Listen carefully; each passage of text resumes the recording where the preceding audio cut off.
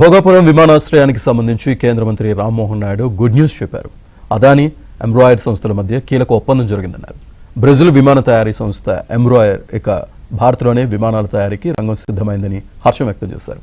AP, గుజరాత్లో చిన్న మధ్యస్థ ప్యాసింజర్ విమానాలతో పాటు సైనిక, ట్రాన్స్పోర్ట్ విమానాలకు సంబంధించిన తయారీ యూనిట్ ఎంబ్రాయిర్ ఏర్పాటు చేయనుంది.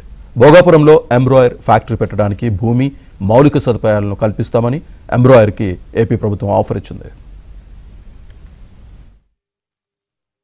ఏవియేషన్ కి సంబంధించి ఒక ముఖ్యమైనటువంటి మైలురాయి, ఒక ఎంఓయు ఎంబ్రేయర్ అలాగే అదాని ఏరోస్పేస్ అండ్ డిఫెన్స్ మధ్య ఈరోజు చేయడం జరిగింది.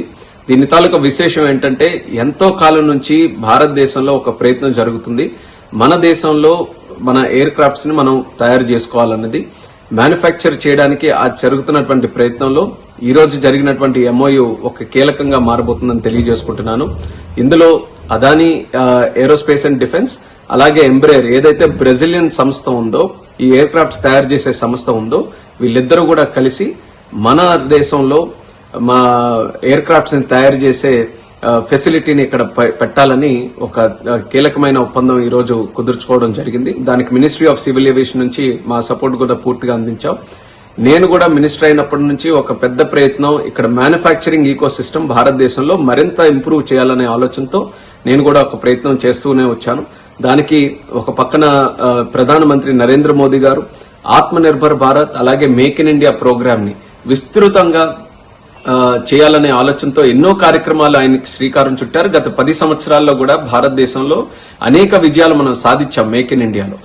ఆ యొక్క విజయాలని మన సివిల్ ఏవియేషన్ రంగంలో కూడా తీసుకొని వచ్చే విధంగా మేము తీసుకున్నటువంటి నిర్ణయాలు కావచ్చు, మనం చేసే సంస్కరణలు కావచ్చు, అలాగే ప్రధానమంత్రి గారు ఇస్తున్నటువంటి ఆ లీడర్షిప్ కావచ్చు, వీటన్నిటినీ చూసి ఇంటర్నేషనల్ సంస్థలు ఈ రోజు దేశంలో పెట్టడానికి ఈ రోజు చాలా మొగ్గు చూపిస్తున్నాయి.